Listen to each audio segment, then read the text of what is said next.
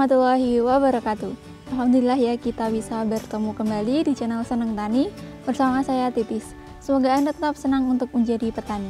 Dan semoga sahabat Senang Tani semua sehat selalu dan tetap semangat untuk bertani. Sahabat Senang Tani, busuk pada buah cabai ini masih menjadi salah satu masalah yang serius karena tentunya bisa menurunkan keuntungan yang didapat. Nah, jadi pada kesempatan kali ini kami akan membahas lebih lengkap apa saja sih yang bisa menyebabkan busuk pada buah cabai dan apa saja yang bisa kita lakukan untuk mengatasi permasalahan tersebut. Nah, jadi untuk tahu lebih lanjut mengenai busuk buah pada cabai, simak video kali ini sampai akhir.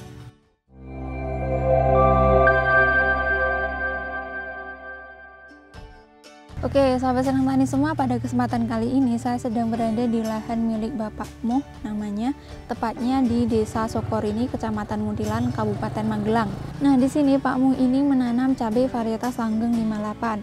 Namun pada kesempatan kali ini kami akan lebih spesifik mengenai permasalahan yang biasanya dihadapi oleh para petani cabai, yaitu busuk buah. Nah, sebenarnya busuk buah pada cabai ini disebabkan oleh dua hal. Yang pertama adalah karena serangan hama lalat buah, dan yang kedua adalah karena serangan jamur Colletotrichum capsicum. Nah, untuk busuk buah yang disebabkan oleh lalat buah ini biasanya gejala yang pertama timbul adalah adanya bekas tusukan dari lalat buah itu sendiri. Jadi ketika lalat buah tadi telah menusukkan ovipositornya ke lalat buah, kemudian dia meninggalkan telur di dalamnya. Nah, hasil dari tusukan tersebut dia akan meninggalkan bekas berupa bulatan kecil, di mana lama-kelamaan bulatan tersebut semakin membesar, kemudian menyebabkan busuk pada buah cabai. Nah, busuk yang terjadi pada buah cabai jika terserang oleh lalat buah ini sifatnya akan menjadi basah. Jadi di dalamnya banyak airnya dan cenderung lembek. Kemudian untuk gejala pada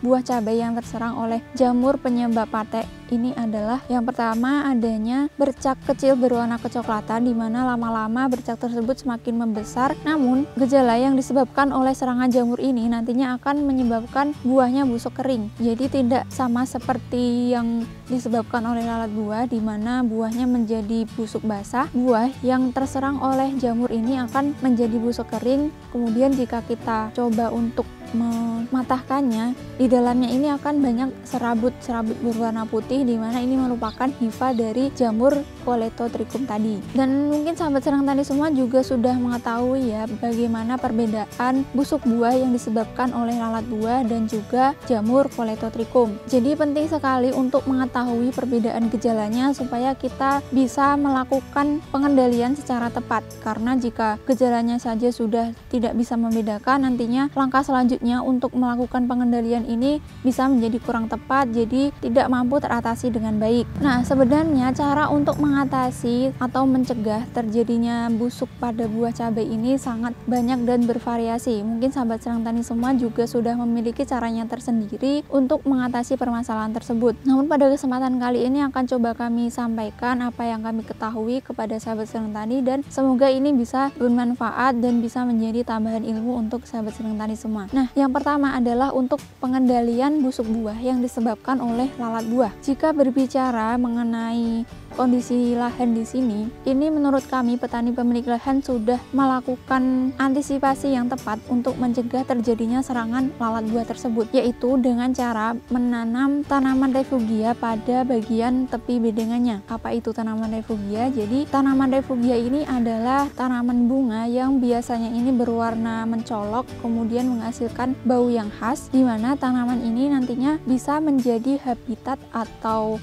rumah bagi serangga predator yang bisa untuk memangsa serangga hama yang menyerang tanaman utama. Jadi intinya adalah tanaman bunga yang bisa menjadi alternatif untuk pengendalian serangga hama pada tanaman utama. Dan contoh dari tanaman refugia ini adalah bunga matahari, kemudian ada juga bunga kenikir, bunga kertas, dan mungkin sahabat Senang Tani semua bisa mencari referensi lain bunga apa saja yang bisa dijadikan sebagai tanaman refugia. Namun untuk petani pemilik lahan di sini ini menanam bunga kenikir, kemudian ada juga bunga kertas di bagian tepi bedenganya. Nah, untuk penanaman tanaman refugia ini sebaiknya dilakukan sebelum penanaman tanaman utama atau penanaman cabainya. Mengapa? Karena harapannya saat mulai dilakukan penanaman cabai ini tanaman refugianya sudah mulai berbunga. Jadi sudah sejak awal mampu untuk mengendalikan serangga hama karena tanaman refugia tadi sudah berbunga, jadi bisa untuk dijadikan rumah serangga predator. Nah, serangga predator ini sebenarnya sangat banyak sekali jenisnya, seperti capung, kemudian ada kumbang koksi, kemudian ada belalang sembah, dan ada juga berbagai macam laba-laba yang bisa memangsa serangga hama. Nah, serangga-serangga predator tadi umumnya bisa hidup di tanaman yang memiliki bunga, kemudian selain memangsa hama, dia juga bisa memakan nektar yang dihasilkan oleh bunga refugia tersebut. Dan di beberapa penelitian juga sudah dibuktikan bahwasanya penanaman refugia ini cukup efektif untuk mengendalikan berbagai hama yang biasanya menyerang tanaman utama, seperti lalat buah. Kemudian jika di tanaman padi ini bisa untuk mengendalikan hama penggerek batang dan hama-hama lain yang biasanya menyerang tanaman utama. Kemudian pencegahan lain selain penanaman refugia ini adalah dengan memasang kapur barus di sekitar tanaman. Jadi caranya adalah dengan menggantungkan kapur barus di bagian ajir atau talinya. Harapannya adalah supaya kapur barus tersebut karena memiliki bau yang sedikit menusuk dan ini tidak disukai oleh lalat buah, jadi lalat buah akan pergi karena tidak suka dengan bau kapur barus tersebut. Nah, kemudian selain itu untuk pencegahan bisa juga dilakukan dengan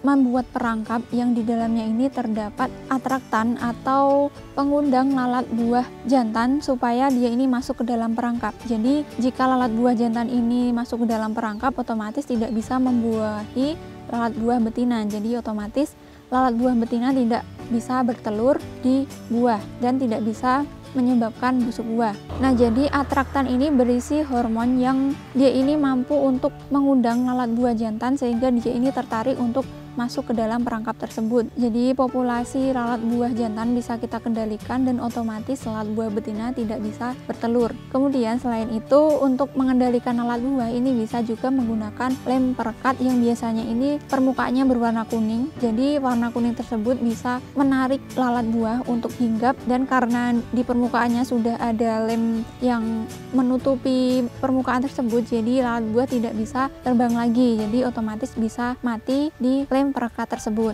Nah, jadi itu adalah hal yang bisa kita lakukan untuk mencegah terjadinya serangan lalat buah. Kemudian bagaimana cara untuk mengatasi jika lalat buah sudah menyerang tanaman? Yang pertama adalah bisa dengan penyampaian berbagai insektisida dengan bahan aktif seperti cipermetrin, diltametrin, profenofos, metomil atau dimehipo. Jadi mungkin sahabat senang tani semua juga sudah terbiasa ya dengan berbagai bahan aktif insektisida ini untuk mengendalikan lalat buah. Kemudian selain penggunaan insektisida, kita juga bisa nih menggunakan jamur agen hayati. Nah, ternyata agen hayati ini juga ada yang bisa untuk mengendalikan hama. Contohnya adalah Beauveria bassiana dan Metarhizium. Jadi mungkin di beberapa toko pertanian juga sudah tersedia ya berbagai jamur agen hayati yang bisa digunakan untuk mengendalikan hama. Jadi cara kerja dari jamur tersebut yang namanya adalah jamur entomopatogen, di mana jamur tersebut menginfeksi hama, kemudian lama-kelamaan akan menyebabkan hama tersebut mati. Jadi sebenarnya cara kerjanya mirip dengan insektisida, namun ini sifatnya lebih alami, jadi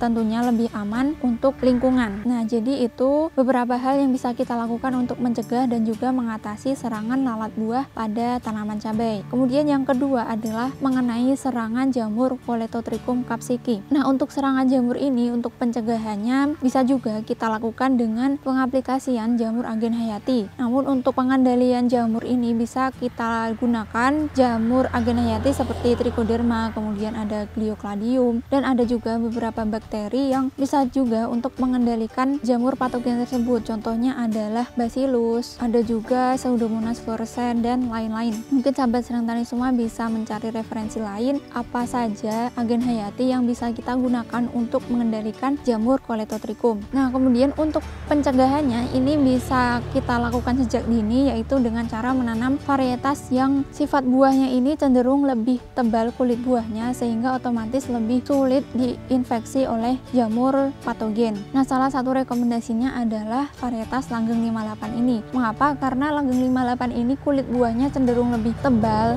jadi otomatis jamur jika ingin menginfeksi buah ini akan lebih sulit untuk masuk ke dalam jaringannya. Kemudian selain itu, karakteristik dari buahnya yang tegak semi merunduk ini menurut kami juga lebih sulit untuk diinfeksi oleh jamur patogen, karena biasanya jamur patogen yang bisa disebarkan melalui percikan air hujan ini, jika sifat buahnya ini tegak semi merunduk, otomatis air hujan akan langsung turun ke bawah tanpa tertahan di buahnya. Jadi untuk penularan jamur patogen via air hujan ini bisa diminimalisir. Kemudian selain itu, dari karakteristik buah yang tegak semi merunduk ini juga bisa lebih meningkatkan efektivitas penyempraian fungisida. Mengapa? Karena karakteristik buah yang tegak ini bisa lebih mudah dijangkau oleh penyempraian fungisida. Jadi otomatis serangan jamur patogen yang menyerang buah ini juga bisa diminimalisir. Kemudian selain varietas dan juga penggunaan agen hayati tadi, kita juga bisa mencegah serangan jamur patogen tersebut dengan memperbaiki kondisi di sekitar tanaman supaya tidak terlalu lembab. Kemudian pH di tanah juga harus kita atur supaya tidak terlalu asam. Jadi karena jamur Coletotrichum capsicum ini merupakan salah satu jamur patogen yang sifatnya adalah tular tanah atau bisa bertahan di dalam tanah, kemudian dia bisa menginfeksi tanaman saat sudah ditanami. Nah, jadi kita perlu sekali untuk lebih memperhatikan kondisi tanah, karena jika pH-nya sudah drop, kemudian curah hujannya tinggi ataupun cuaca yang ekstrim, panas yang sangat menyengat, kemudian hujan yang sangat deras, ini bisa lebih meningkatkan populasi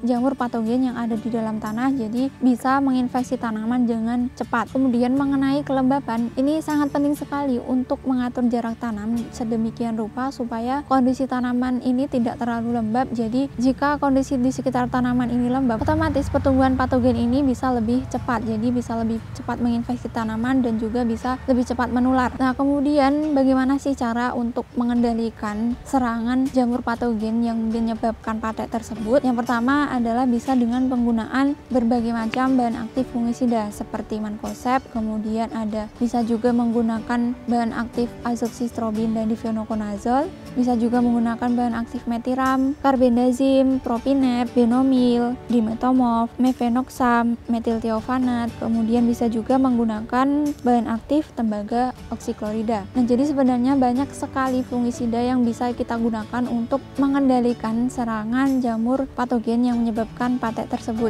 Jadi banyak sekali pilihan fungisida untuk sahabat senang tani semua. Namun di sini petani pemilik lahan di sini kebetulan menggunakan bahan aktif mancozeb untuk pengendalian pateknya, dan untuk merek dagangnya adalah Topaz Blue 80 pp. Jadi mungkin sudah banyak sekali ya beredar berbagai macam fungisida dengan bahan aktif mancozeb. Namun di lahan ini petani pemilik lahan menggunakan Topaz Blue 80 pp dan cukup efektif untuk mengendalikan serangan patek tersebut. Buktinya di lahan ini untuk serangan pateknya ini masih ada, namun alhamdulillah bisa dikatakan masih sangat aman. Kemudian selain itu mancozeb ini juga bisa digunakan untuk mengendalikan penyakit lain seperti ada bercak daun, kemudian bisa juga untuk mengendalikan busuk batang dan penyakit lain yang disebabkan oleh jamur patogen, karena sifat dari mancozeb ini adalah memiliki spektrum pengendalian yang luas, jadi otomatis bisa juga digunakan untuk mengendalikan berbagai macam penyakit yang disebabkan oleh jamur patogen. Oke, mungkin itu saja ya sahabat senang tani yang bisa saya sampaikan pada kesempatan kali ini. Mungkin akan coba saya simpulkan dari apa yang sudah saya sampaikan, bahwasanya untuk busuk pada buah cabai ini bisa disebabkan oleh dua hal. Yang pertama adalah akibat serangan hama lalat buah. Gejala yang biasanya terjadi akibat serangan lalat buah ini adalah yang pertama adanya bekas tusukan ovipositor yang biasanya ini berukuran kecil, kemudian lama-kelamaan akan menyebabkan buahnya berlubang atau menyebabkan busuk, di mana busuk yang disebabkan oleh lalat buah ini sifatnya adalah basah, jadi dia akan berair kemudian lembek. Kemudian busuk buah yang kedua ini bisa disebabkan oleh jamur patogen Coletotrichum capsicum. Nah, gejala yang terjadi akibat serangan jamur ini adalah yang pertama bercak kecoklatan pada permukaan buah, kemudian lama-kelamaan bisa membesar kemudian menyebabkan buahnya busuk. Dan busuk yang disebabkan oleh jamur ini biasanya dia akan menyebabkan buahnya cekung dan busuk kering. Jadi jika kita patahkan ini akan terlihat serabut-serabut berwarna putih, di mana itu merupakan hifa dari jamur Colletotrichum capsicum tersebut. Nah, kemudian bagaimana sih cara untuk mencegah serangan lalat buah? Yang pertama adalah bisa dengan penanaman refugia di tepi bedengan supaya bisa menjadi tempat tinggal untuk serangga predator, supaya bisa mengendalikan serangga hama yang menyerang tanaman utama. Kemudian bisa juga kita cegah dengan pemasangan kapur barus, kemudian pemasangan perangkap yang berisi atraktan, kemudian bisa juga kita pasang lem perekat. Kemudian untuk pengendalian lalat buah ini bisa kita gunakan berbagai macam insektisida dengan bahan aktif sipermetrin, deltametrin, profenofos, metomil ataupun dimehipo. Kemudian selain insektisida, kita juga bisa menggunakan berbagai macam agen hayati untuk mengendalikan lalat buah. Contohnya adalah metarizium atau bisa juga Beauveria bassiana. Nah, kemudian berbicara mengenai serangan jamur yang menyebabkan patek, ini bisa kita cegah, yaitu yang pertama dengan mengoptimalkan kondisi tanah supaya pH-nya ini tidak terlalu drop. Tujuannya adalah untuk menekan pertumbuhan patogen, karena Colletotrichum ini sifatnya adalah tular tanah, jadi bisa bertahan di dalam tanah dan menular melalui tanah. Jadi penting sekali untuk memperbaiki kondisi tanah supaya tidak optimal untuk pertumbuhan jamur patogen. Kemudian selain itu kita juga bisa mencegahnya dengan meminimalisir kelembapan di sekitar tanaman, yaitu dengan cara memperlebar jarak tanam. Jarak tanam yang dianjurkan adalah sekitar 50 cm. Kemudian selain itu untuk pencegahan bisa juga kita aplikasikan agen hayati seperti trichoderma atau gliocladium ke dalam media tanamnya, karena pengaplikasian agen hayati tersebut bisa mengendalikan jamur patogen dan juga bisa lebih meningkatkan ketahanan tanaman terhadap serangan jamur patogen. Kemudian setelah itu, jika tanaman sudah terserang oleh jamur yang menyebabkan patek, ini bisa kita kendalikan dengan penggunaan berbagai macam fungisida dengan bahan aktif yang sangat banyak, seperti contohnya adalah mancozeb, kemudian ada azoxystrobin dan difenoconazole, kemudian bisa juga menggunakan denomil, propinef, dan lain-lain. Dan untuk di lahan ini kebetulan petani pemilik lahan ini menggunakan fungisida berbahan aktif mancozeb, yaitu Topaz Blue 80 WP. Oh iya, dan tadi untuk pencegahan bisa juga kita lakukan dengan menanam varietas yang kulit buahnya cenderung lebih tebal, jadi otomatis lebih aman dari serangan lalat buah dan juga jamur patogen. Nah, salah satu varietas yang kami rekomendasikan adalah Langgeng 58, karena selain berbagai keunggulannya di mana buahnya sangat lebat, ini karakteristik buahnya ini mendukung untuk lebih tahan terhadap serangan lalat buah dan juga jamur patogen penyebab patek. Jadi sekian video kali ini, semoga bermanfaat untuk sahabat senang tani semua, dan jika dirasa bermanfaat silahkan di-share ke teman-teman yang lain.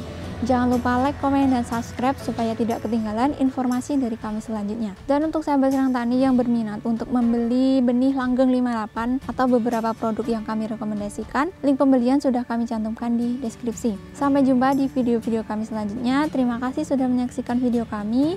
Tetap semangat, jaga kesehatan, dan jangan lupa untuk selalu bersyukur. Wassalamualaikum warahmatullahi wabarakatuh.